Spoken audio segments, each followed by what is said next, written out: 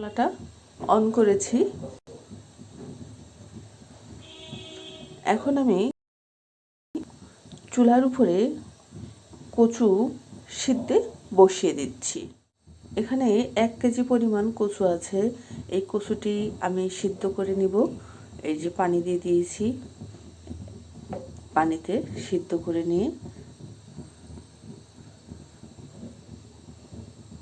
তারপর এটি ভালো করে ছিলে নেব, নিয়ে রান্না করব। এই যে দেশ থেকে নিয়ে এসেছি কচু।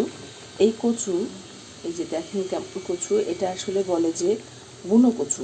এই কচুটি আমি সিদ্ধে বসিয়ে দিয়েছি 1 পাতিল পানিতে।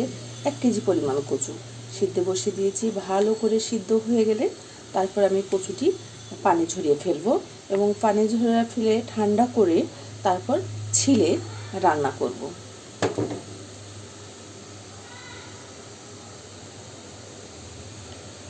কচুটি যখন আপনি কিভাবে বুঝবেন যে কচুটি সিদ্ধ হয়ে গেছে, যেহেতু এর গায়ে ছিলকা আছে তাই বোঝাটা একটু কষ্ট, তো সেজন্য আপনি খেয়াল করবেন। আমি আপনাদেরকে একটু দেখানোর চেষ্টা করছি। এই যে যখন কচুর গায়ে এরকম ফেটে যাবে, ফেটে যাবে, তখন বুঝে নেবেন যে কচু সিদ্ধ হয়ে গেছে। মাঝে মধ্যে একটু নাড়িয়ে দিবেন।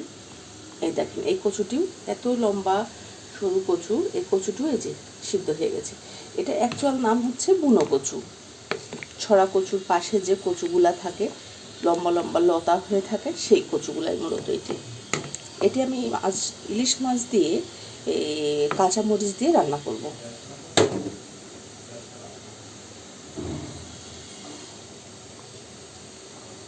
কোনোটা আবার এরকমও হয়ে যাবে। এই যে আমি আপনাদেরকে একটু দেখানোর চেষ্টা করছি। আসলে এই যে এরকমও হয়ে যাবে।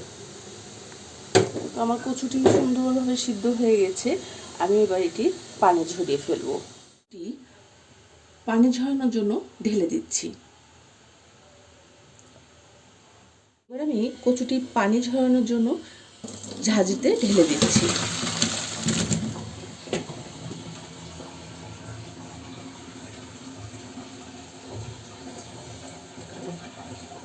এবার আমি এটা ঠান্ডা করার জন্য ঠিক এভাবে পাতিলের উপর বসিয়ে রাখবো আধা ঘন্টা। দেখুন কচুটি কি সুন্দর সিদ্ধ হয়ে গেছে।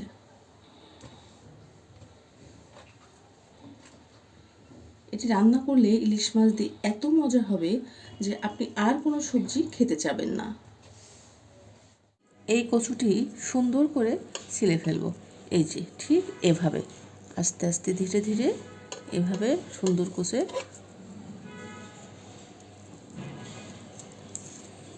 কচুটি থেকে খোসাটি ছাড়িয়ে নিব।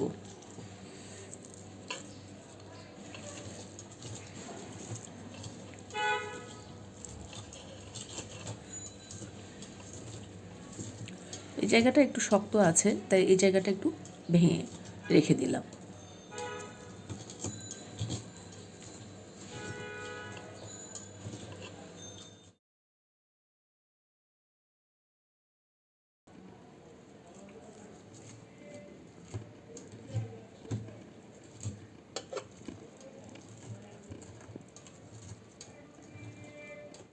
দিয়ে ইলিশ মাছগুলো আমি মাখিয়ে রেখেছি। এই যে আপনারা দেখতে পাচ্ছেন। এখন আমি এটি ডুবো তেলে ভেজে নিব।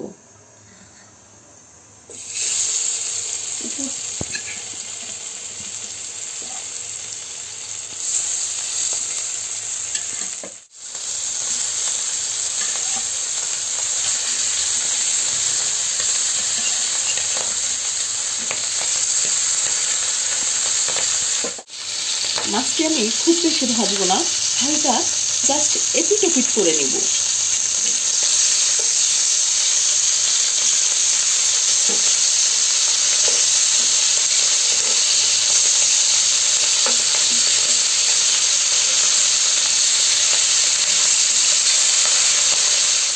আমার মাছ এপিট ওপিট করা শেষ। এখন আমি মাছগুলা তাওয়া থেকে উঠিয়ে নিচ্ছি।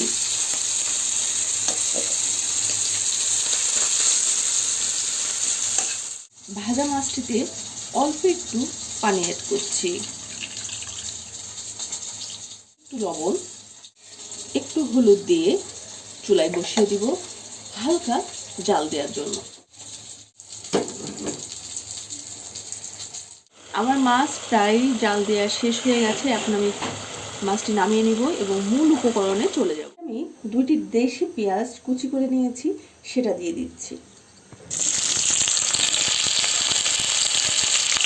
ননভেজ রান্নাঘর কখনো পেঁয়াজের পরিমাণ সবজিতে বেশি প্রয়োগ করে না, মনে রাখবে।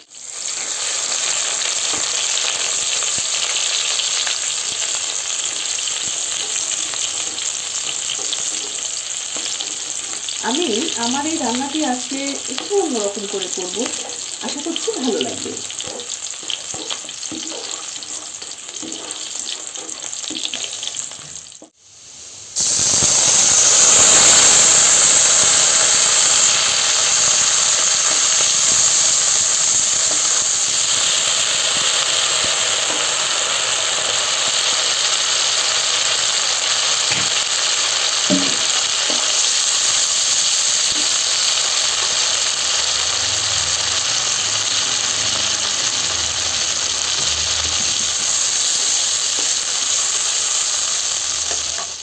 এটাতে 1 চামচ লবণ দিয়ে দিচ্ছি,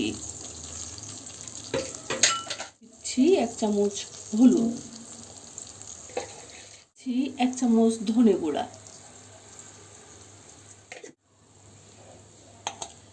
একসাথে আদা রসুন ব্লেন্ডার করে রেখেছি সেটা দিয়ে দিচ্ছি 1 চামচ। এবার এটি ভালো করে নাড়বো চাড়বো।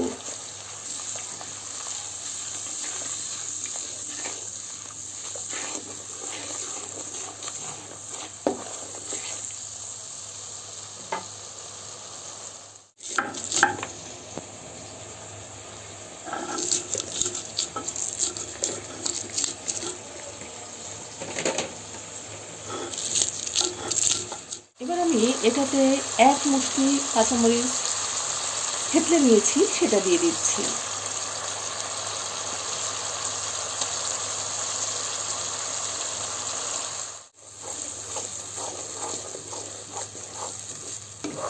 আমি সিদ্ধ করা কচুগুলি এর ভিতরে ঢেলে দিচ্ছি।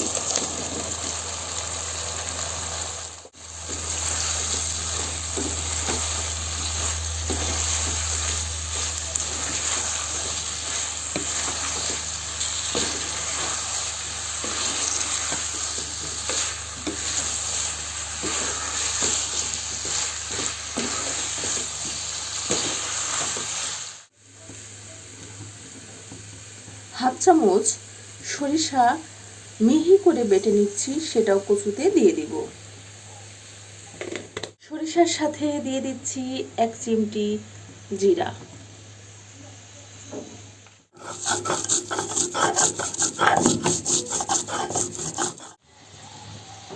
এবার সরিষা বাটাটি আমি এখানে দিয়ে দিচ্ছি।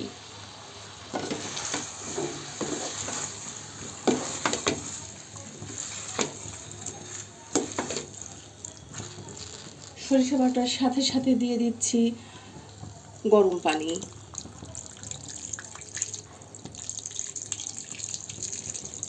এই পানিতে কিন্তু আমার ঝোলের পানি দেওয়া হয়ে যাচ্ছে, এক্সট্রা আর কোনো পানি আমি এখানে অ্যাড করব না।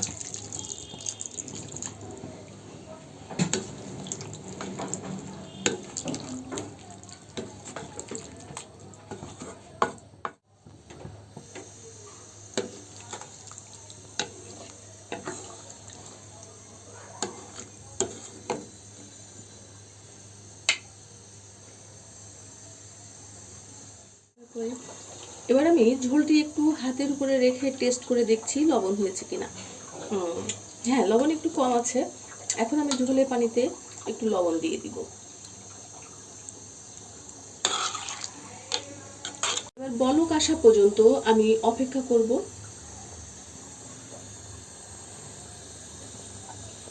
বলক আসার এই ফাঁকে 4টি এলাচ মিহি করে বেটে নিব, যেটি আমার কচু নামানোর আগে দিয়ে দিতে। সবজিতে বলক এসে গেছে, এখন আমি আগে থেকে জাল দিয়ে রাখা মাছগুলা এখানে ঢেলে দিব।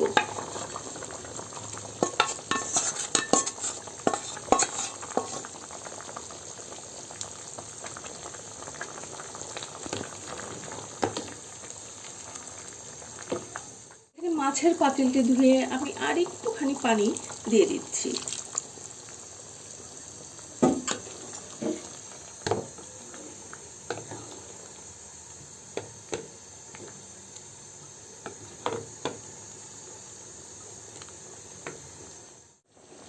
যে এলাচ বেটে রেখেছিলাম সেটি এখন এখানে অ্যাড করছি।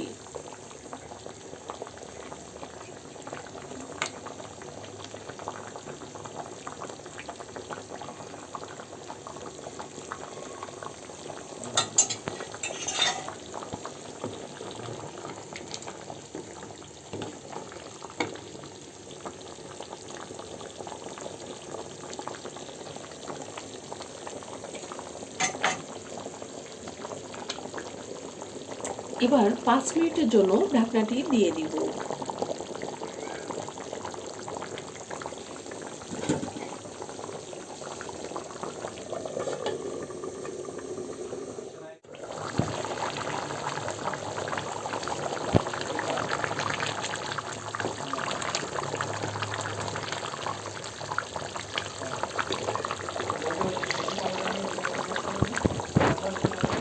আমি এখানে একেবারে ঝোল শুকিয়ে ফেলবো না, একটু ঝোল ঝোল রাখবো, কারণ এই ঝোলটি ইলিশের সাথে কচুর সাথে খাইতে খুবই মজা।